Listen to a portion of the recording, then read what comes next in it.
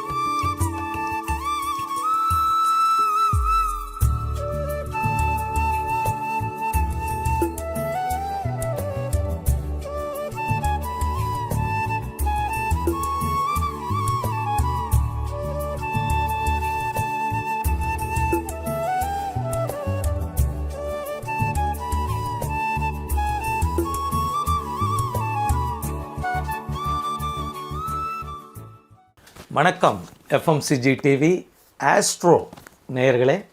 FMCG TV astro என்ற புதிய YouTube சேனலை தொடங்கியுள்ளோம்.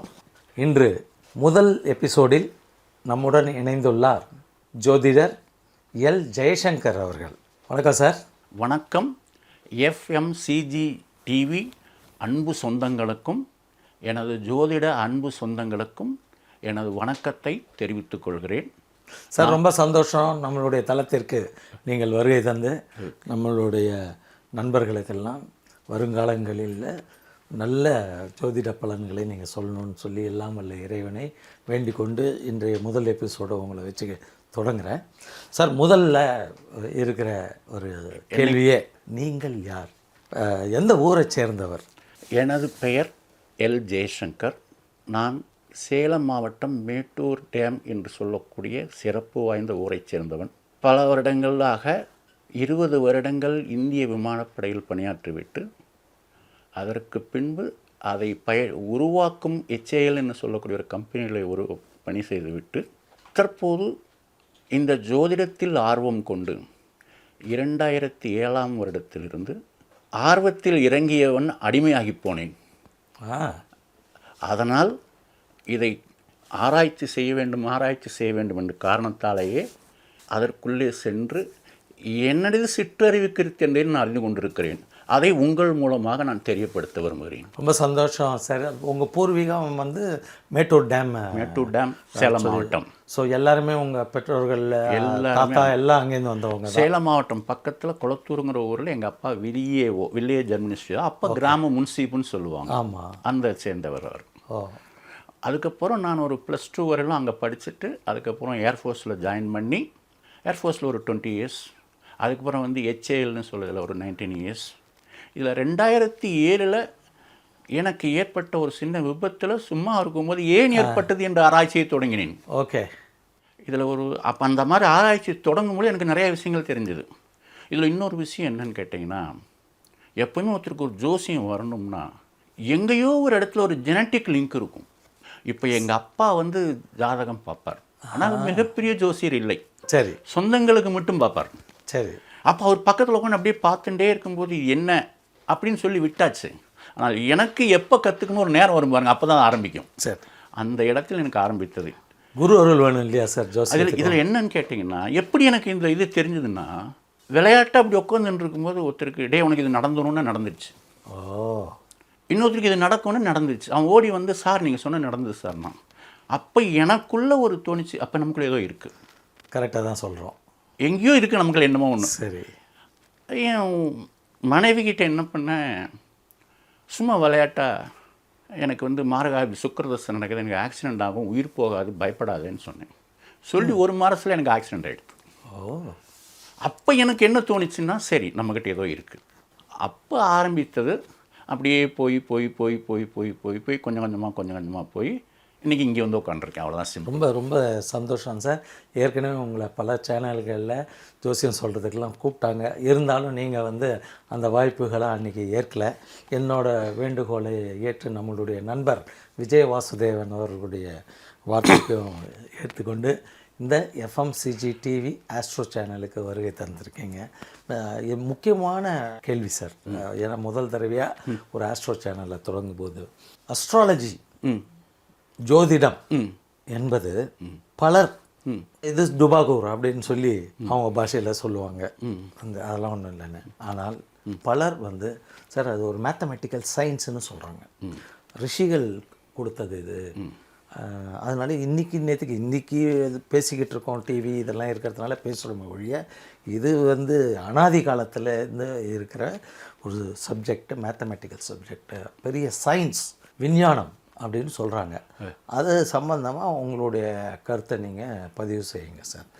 சார், இதில் வந்து என்னுடைய வந்து கருத்து என்னென்னா, முதல்ல கருத்தே வந்து இது சயின்ஸும் இல்லை கணக்கும் இல்லைங்கிறது என்னுடைய தாழ்மையான கருத்து சார். ஏன்னா முதல்ல சயின்ஸ் அப்படின்னா மனிதன் தன் அறிவை வைத்து அதன் மூலம் கண்டுபிடிக்கக்கூடிய ஒரு விஷயம் அறிவியல். அப்போ அறிவை பயன்படுத்தி மனிதன் கண்டுபிடித்தது அறிவியல். ஓகே. ஆனால் ஜோதிடம் என்பது மனிதன் கண்டுபிடித்தது அல்ல. அப்போ அது அறிவியலாக இருக்க முடியாது. ஒன்று. சரி. ரெண்டாவது, நம்ம இங்கிலீஷில் சொல்லுவோம் one is invention, other one is Discovery. இல்லாத ஒரு பொருளை கண்டுபிடிக்கிறது இன்வென்ஷன். புதுசாக கண்டுபிடிச்சு சொல்கிறேன். கண்டுபிடிப்பு மனிதன் மூளையால் உருவாக்கப்பட்டது புதிய கண்டுபிடிப்புன்னு சொல்லலாம். ஆனால் டிஸ்கவரி என்பது இருக்கின்ற ஒரு பொருளை வெளிச்சம் போட்டு காட்டும். ஏற்கனவே இருந்த விஷயத்தை வெளி உலகத்துக்கு பிரகடனப்படுத்தி காட்டுறது தான். சரி. இப்போ ஜோதிடம் என்பது கடவுள், அப்புறம் வேதம், அதுக்கப்புறம் ஜோதிடம். அப்போ கடவுளில் இருந்து வேதம், வேதத்திலிருந்து ஜோதிடம். அப்போ அது முதல்ல இருந்திருக்கு. மனிதனுக்கு எப்பொழுது பரிணாம வளர்ச்சியின் மூலம் 6வது அறிவு கிடைச்சி அவன் வரத்துக்கு முன்னாடி அந்த ஜோதிடம் இருந்திருக்கு. நமக்கு அது தெரியல. சரி. நமக்கு 6வது அறிவு வரும்போது அது தெரிய தொடங்கியது. மனிதர்கள், அதாவது சித்தர்களும் முனிவர்களும் அவங்க தவ ஒளிமையால் அதை கண்டுபிடிக்க முடிஞ்சது. அப்போது ஒன்று. ரெண்டாவது, சயின்ஸ் என்பது மாற்றத்துக்கு உட்பட்டது. 2 சைக்கிளு வண்டியாச்சு, வண்டி 4 வீலர் ஆச்சு, 4 வீலர் கார் ஆச்சு, காரு பஸ் ஆச்சு, பஸ்ஸு ட்ராக் ஏதாச்சு, ஏரோப்ளேன் வரலும் போச்சு. 100% உண்மை சார் நீங்கள் சொல்கிறது. ஆனால் ஜோதிடம் 12 ராசி, 9 கோள்கள், 27 நட்சத்திரம், அவ்வளோதான். இன்னைக்கு வரைக்கும் எதுவும் அதை சுற்றி தான் ஓடிக்கிட்டு இருக்கவில்லையே, அதை மாற்ற முடியாது. அப்போது எந்த விஷயம் மாற்றத்துக்கு இல்லாததோ, எந்த விஷயம் மனிதன் அறிவுக்கு உள்ளே வராததோ, அது சயின்ஸாக இருக்க முடியாது. சரி, புரியுது. அது நீங்கள் சொல்கிற இது ஃபஸ்ட் கிளாஸ் எக்ஸ்ப்ளனேஷன் சார்.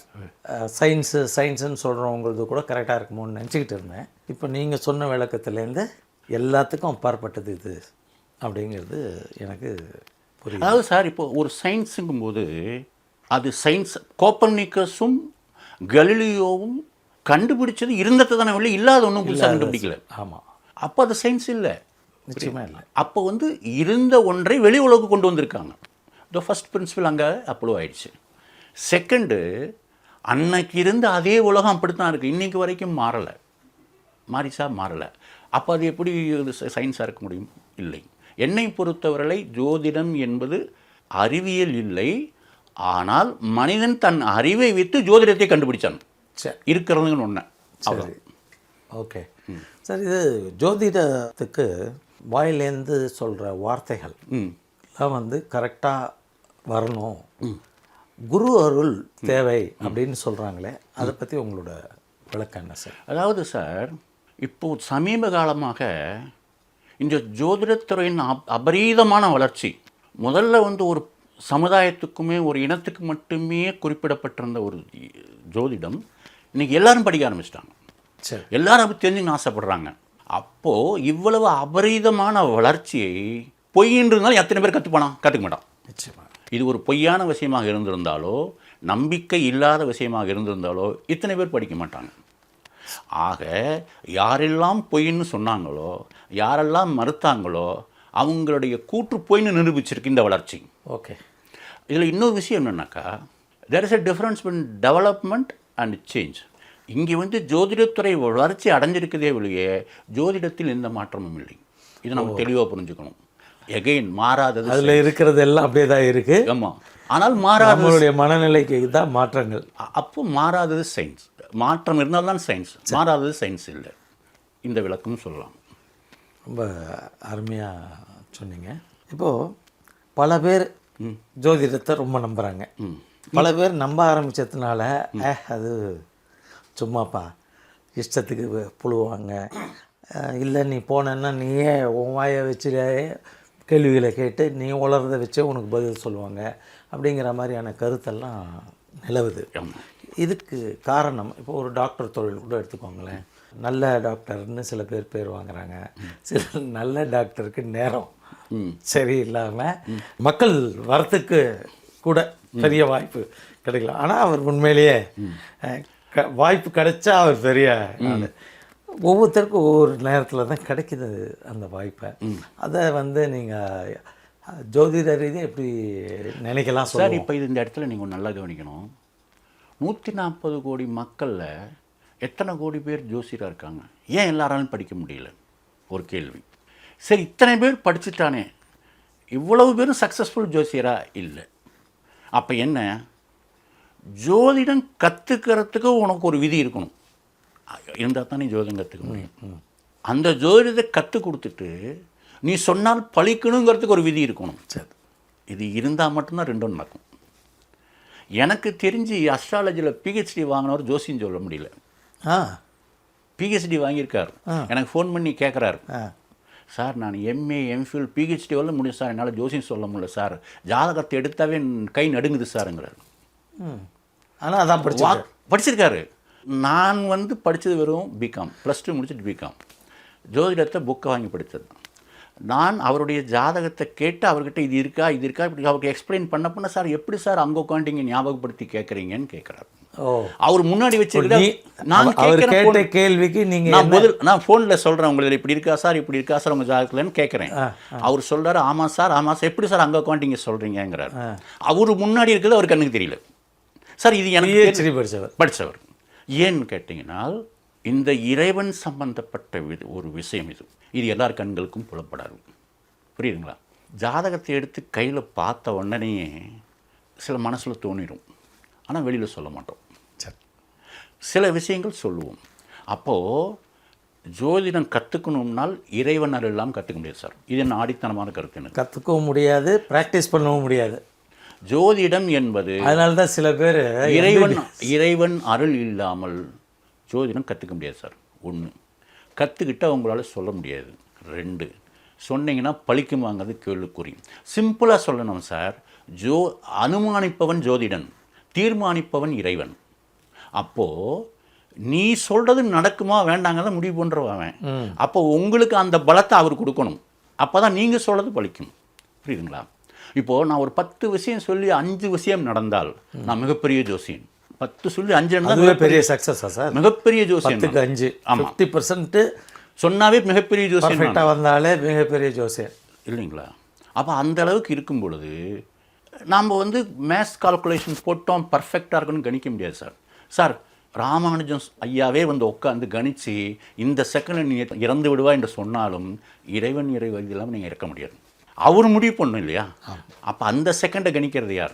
ஜோதிடம் என்பது என்னன்னு கேட்டிங்கன்னா நமக்கு ஒரு வழிகாட்டி, ஒரு கைடு, நமக்கு என்ன நடக்கலாம் அப்படிங்கிறத தெரிஞ்சுக்கக்கூடிய ஒரு இது. நடக்குமா நடக்காதா இறைவன் கையில், நம்ம கையில் இல்லை. சொல்கிறது என் கடமை, நடக்குமா நடக்காமல் தீர்மானிப்பது அவன். அதனால் நான் ஜோசியம் சொல்லும் வரையிலும் எப்போ சொன்னாலுமே 2 விஷயம் மனசில் வச்சுப்பேன்.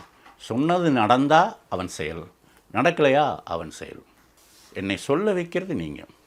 இதில் ஒரு குறிப்பாக உங்ககிட்ட ஒரு விஷயம் சொல்லணும்னால், நான் எந்த ஒரு குருவுக்கு ஜோதிடத்தை போய் அவர் என்னை குருவாக ஏற்றுக்கிட்டோ இல்லை நான் அவருக்கு இது செஞ்சோ நான் எங்கேயும் கற்றுக்கல. எந்த ஸ்கூலுக்கும் போகலை, பயிற்சி பள்ளிக்கும் போகலை. வீட்டில் உட்காந்து நானாக படித்தேன், ஒன்றுனா பார்த்து வந்து சொல்லணும்னு தோணிச்சு ஆரம்பித்தேன், போயிட்டுருக்கு. இதில் வந்து என்னை இறைவன் வழி நடத்துகிறார், அவ்வளோதான் நான் சொல்ல முடியுமே ஒழிய நான் கற்றுக்கொண்டேன், நான் சொல்கிறேன் என்ற எண்ணம் எனக்கு இல்லை. அந்த மாதிரி எதனாச்சும் நீங்கள் கற்றுக்க ஆரம்பித்து இனிஷியல் ஸ்டேஜ் ஜோதிடரா நீங்கள் சொன்ன நிகழ்வுகள் சரியாக நடந்து உங்களுக்கு அது கான்ஃபிடன்ஸ் கொடுத்த நிகழ்வுகளை கொஞ்சம் நம்மளுடைய நேயர்களுடைய சுவாரஸ்யத்துக்கோசம் சொல்லுங்கள். அந்த நேரில் முக்கியமான ஒரு விஷயம் நடந்த ஒரு விஷயம் சொல்கிறேன். ஒரு 4-5 சொல்லுங்கள் சார். என் ஆஃபீஸில் என் கூட ஒர்க் பண்ணவர், அவருடைய பையன் பல வருஷமாக அவர் வந்து ஜாதகம் பார்த்துட்டு இருக்காரு, கல்யாணம் ஆக மாட்டேங்குது. சரி. நான் அப்போ தான் கற்றுக்கிட்டு சும்மா தெரிஞ்சுக்கிட்டு இருக்கிறேன். ஆஃபீஸில் உட்காந்துட்டு ஒரு நாள், நீ தான் ஜோதியம் கற்றுக்கிட்டே இருக்கில்ல, நீ வந்து என்ன சொல்லு பார்க்கலான்னு கொடுத்தாரு. டெஸ்ட் பண்ணுறாரு. நான் அதை வாங்கிட்டு என்ன பண்ணேன், ஸ்பான்டேனியஸாக என் மனசில் என்ன தோணுச்சோ, உன் பையன் ஒரு பொண்ணை லவ் பண்ணிகிட்டு இருக்கான், எப்படி கல்யாணம் நடக்கும், அந்த லவ் பண்ண நடக்கும், அது நடக்காது அப்படின்னு சொல்லிட்டேன். அவருக்கு பயங்கர கோபம். நீ எப்படி அப்படி சொல்லலாம், நான் அந்த மாதிரி ஃபேமிலி இல்லை, ஆர்த்தடாக்ஸு, நான் அதை பண்ணி ஆகும். சார் லவ் பண்ணுறான் சார், இந்த பையன் பெருங்குளத்துலேருந்து செங்கல்பட்டுக்கு நடுவில் ஒரு இடத்துல இருக்கிறான், திண்டிவனத்துக்கு நடுவில் ஒரு இடத்துல இருக்கான் சார். நீங்கள் சவுத்து டைரக்ஷன் மேப் பண்ணி வேறு சொல்கிறீங்களா? இந்த பொண்ணு வந்து இங்கே இருக்குது, இந்த பையனுக்கு லவ் பண்ணுற பொண்ணு பெருங்குளத்தூர்லேருந்து திண்டிவனத்துக்கு நடுவில் எங்கே வேணாலும் இருக்கலாம் சார். ஒன்று, அந்த பொண்ணு உங்கள் பையன் கூட படிச்சிருக்கு சார், அந்த பொண்ணுக்கு கண்ணாடி போட்டிருக்கு சார் அப்படின்னு. அது எப்படின்னாரு. அப்போ போய் கேட்டால் சொல்ல மாட்டேங்கிறானே. இப்போ சொல்ல மாட்டேன் சார், 2 months வெயிட் பண்ணுங்க. 2 மாதம் விட்டாங்க. 2 மாதம் கழிஞ்சு பெண்ணானு போய் கேளுங்க அப்படின்னு.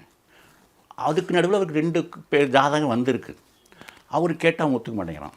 ஒரு நாள் மத்தியான நேரத்தில் கதவை சாத்திட்டு, என்ன பிரச்சனை, ஏன் சத்தம்னா, அதை நீங்கள் கேளுங்கன்னு சொன்னதுக்கப்புறம் இப்போ போய் கேளுங்க அப்படி. டக்குன்னு ஃபோட்டோ எடுத்து வச்சு இந்த பொண்ணை லவ் பண்ணுறேன்னு சொல்லிட்டான். அவனுக்கு ஒரு தம்பி இருக்கான். அவன் தம்பி இந்த ஃபோட்டோவை பார்த்த உடனே, அப்பா இந்த பொண்ணு நம்ம அண்ணன் கூட படித்ததுப்பா, இந்த பொண்ணு நம்ம வீட்டுக்கே வந்திருக்கு அப்படின்னு சொல்லிட்டான். அவருக்கு ஷாக். அடுத்த நாள் வந்து எப்படி சொன்னேன்னா, இந்த கிரகம் இது இப்படி. இப்போ நான் ஒரு விஷயம் கேட்குறேன் சொல்லுங்கன்னு. இந்த பொண்ணோட அப்பா கிடையாது, அம்மா மட்டும்தான், ஒத்துக்கிறீங்களான்னு. ஆமாம் அப்படின்னாரு. போன வருஷம் இந்த அம்மாவுக்கு ஒரு அடி வயிற்றில் ஒரு ஆப்ரேஷன் ஆச்சா இந்த பொண்ணு அம்மாவுக்குன்னு கேட்டேன். ஆமாம், யூட்ரஸ் ரிமூவ் பண்ணாங்க அப்படின்னு சொன்னாங்க. இவருக்கு எப்படி தெரியும் அதெல்லாம்? கல்யாணத்துக்கு முன்னாடி பேசியிருக்காருங்கெல்லாம், பேசி முடிச்சுட்டு வந்துட்டாங்க அதுக்குள்ளேயும். சரி. அப்போ இது நடந்த உடனேயே பொண்ணு கூப்பிட்டுலாம் பேசி முடிச்சுட்டு அதுக்கப்புறம் நடக்கிறது. இது நிச்சயம் பண்ணுற ஸ்டேஜில் வரும்போது, அதாவது அவர் என்ன பண்ண எப்படியாவது பரிகாரம் பண்ணி அவாய்ட் பண்ணுமான்னு பார்க்குறாரு. சரி சரி. அந்த டைம் மறுபடியும் வந்து கேட்குறாரு. அவருக்கு இஷ்டம் இல்லை அந்த பொண்ணு கட்டி கொடுக்க. அவர் என்னங்கிறாருன்னா, என் பரம்பரையில் லவ் மேரேஜ் கிடையாது, எங்கள் அண்ணன் தம்பிலாம் ஒத்துக்க மாட்டாங்க, நான் என்ன பண்ணுறது? ஜெயிச்சோ. நான் சொன்னேன், முடியவே முடியாது, இந்த பொண்ணு தான் உங்கள் மருமக, நீங்கள் கல்யாணம் பண்ணியே தீரணும். நீங்கள் வேறு கல்யாணம் நிச்சயம் பண்ணிங்கன்னா கடைசி நிமிஷத்தில் ஓடி போயிடுவான், இல்லை மூக்கறுத்துருவான், பார்த்துக்குங்க அப்படின்ட்டேன். அதே மாதிரி அவர் எவ்வளவோ ட்ரை பண்ணார், கேன்சல் பண்ண ஆகலை. பெரிய அண்ணன் மேலே பழி போட்டார். எங்கள் அண்ணா ஒத்துக்க மாட்டார், அவர் தான் வீட்டுக்கு மூத்தவர்னு. அவரே ஒத்துப்பார், போய் கேளுங்க பாருங்க என்ன. இவர் போய் கேட்டோன்னே அவர் ஒத்துக்கிட்டார். அந்த பொண்ணை தான் கல்யாணம் பண்ணான். அப்போ வந்து கேட்டார், நாங்கள் 2 வருஷமாக தேடிட்டு இருந்தோமே ஜெய்சங்கர், இப்படி உன்னால் சொல்ல முடிஞ்சது, அது ஜாதகத்தில் இருக்குது அப்படின்னு சொன்னேன். அப்போ தான் ஒன்று. 2வது என்ன நடந்ததுன்னா, ஒரு இன்சிடெண்ட்டு, என்னோட இன்னொரு ஃப்ரெண்டு அவர் வந்து இதை பார்த்துட்டு எங்களுதையும் பாருங்கன்னு கொடுத்தாரு. அந்த பொண்ணு அதாவது முதல் விஷயத்தை பற்றி தெரிஞ்சவர், அவர் பக்கத்தில் உட்காந்து பார்த்துட்டு இருக்காரு. நாங்கள் பேசுகிறத ஆஃபீஸில் உட்காந்து பேசுகிறோம், ஜோசியத்தை பற்றி பேசிகிட்டு இருக்கோம், அவர் பக்கத்தில் பார்த்துட்டு கரெக்டாக சொன்னீங்களா, அப்போ என் பொண்ணு இதை பாருங்கன்னாரு. அவர் ரொம்ப க்ளோஸ், 33 வருஷம் எனக்கு க்ளோஸ். அவர் பொண்ணு ஜாதகத்தை வாங்கிட்டு அப்படியே உட்காந்து ஒரு ஒயிட் பேப்பரில், இந்த பொண்ணுக்கு லவ் மேரேஜ் தான், வேறு வழியே கிடையாது, ஆனால் குழந்தை பிரச்சனை இருக்குது, குழந்தை பிறக்கிறது கஷ்டம், ஐவிஎஃப் இந்த மாதிரி ஏதாவது பிறக்கும், இயற்கையாக குழந்தை கடினம்னு எழுதி கொடுத்தேன். வீட்டில் போய் எல்லாம் உட்காந்து படிச்சுட்டு கொடுத்து திருப்பி கையில் கொடுத்துட்டாருங்கிட்டு. இது வேணாம், நம்பிக்கையில் விட்டுருங்கன்ட்டார். அவர் கொஞ்சம் தீக்கா டைப்பு. ஒரு நாள், சார் நீங்கள் சொன்ன நடந்துருச்சுன்னார். என்னாச்சுன்னு, பொண்ணு லவ் பண்ணியிருக்கா சார். ஏன்னா 7 செவ்வாய் சுக்கம்னு சேர்ந்து உட்காந்துருக்கு. சரி, ஓகே ரைட், ஓகே. கடைசியில் என்ன கல்யாணம் பண்ணிட்டார். நீ கல்யாணம் பண்ணி 6 வருஷம் ஆச்சு, குழந்தை இல்லை. நான் சொன்னேன், இவங்களுக்கு இயற்கையாக குழந்தை பிறக்காது. ஓகே, இயற்கையாக பிறக்காது, வாய்ப்புகள் கம்மி, விஞ்ஞான உதவி தேவை. ஐவிஎஃப், டெஸ்ட் டியூப் இந்த மாதிரி ஏதாவது இயற்கை பிறக்கும். ஒருவேளை இறைவன் செயல் இருந்தால் ஒரு 10-15 வருஷம் ஆகிடும், அதுக்கு முன்னாடி வாய்ப்புகள் இல்லை. இன்னைக்கு கல்யாணம் ஆகி 6 வருஷம் ஆச்சு, இன்னும் குழந்தை இல்லை. 2 இன்சிடெண்ட். இது மாதிரி நிறைய விஷயங்கள் எனக்கு நடந்திருக்கு. 1-2 சொல்லுங்கள் சார். இப்போ உங்களுடைய நீங்கள் கற்றுக்க ஆரம்பித்து உங்களுடைய சொந்த வாழ்க்கையில் உங்களுக்கோ இல்லை உங்கள் ஒய்ஃபுக்கோ இல்லை உங்கள் குழந்தைகளுக்கோ ஏதாவது நடந்திருந்தால் அதை தெரியப்படுத்துங்களேன். முதல் விஷயம், என் பொண்ணுக்கு, அவள் வந்து பிகாம் 40 எக்ஸாம் பேங்க் எக்ஸாம் எழுதினான். கிடைக்கவே இல்லை. நான் சொன்ன பேங்க் வேலை தான் கிடைக்கும். எழுது எழுது எழுது 40 எக்ஸாம் எழுதி இப்போது யூனியன் பேங்க்கில் ஒர்க் பண்ணிக்கிட்டு இருக்கான். சரி, நீங்கள் சொல்கிறது பார்த்தா விஜயகாந்த் அவர்களை வந்து ஜோசியர் ஒருத்தர் நீ சென்னைக்கு போய் ஆக்டர் ஆவேன்னு சொன்னாராம். அவர் அதை நம்பி அங்கேருந்து ஒரு ஜாவா பைக்கை எடுத்துக்கிட்டு இங்கே டி நகரில் சுதா ஹோட்டலில் அங்கே தங்கி அவரும் வாய்ப்பு ட்ரை பண்ணுறாராம். ஒன்றும் படியில திரும்ப வெறுத்து போய் ஊருக்கு போய் அந்த ஜோசியர்கிட்ட கிளம்புனான்னு திட்டி பேசி எல்லாம் பண்ணியிருக்காரு. கையை கூட உங்கிற நிலைமைக்கு போயிட்டார் போல இருக்குது. அப்போது அவர் வந்து திரும்ப அடித்து சொன்னாராம், நான் சொல்கிறதுலாம் மாற்றமே கிடையாது, நீ நிச்சயம் பெரிய நடிகனாக கம்பல்சரியாக நீ சென்னைக்கு விட்டுட்டு வராதன்னாலாம். திரும்ப ஒரு வாட்டி அதனால தான் வந்திருக்காரு. அப்புறம் அவருடைய சக்ஸஸ் எங்கேயோ போச்சு. அந்த மாதிரி இருக்குது நீங்கள் சொல்கிறத பார்க்கும்போது எனக்கு. அதே மாதிரி என்னுடைய பொண்ணு ஜாதகத்திலேயே அந்த பிறக்கக்கூடிய அந்த டெலிவரிக்கு வந்து Cloud9 தான் அட்மிட் பண்ணியிருக்கேன்.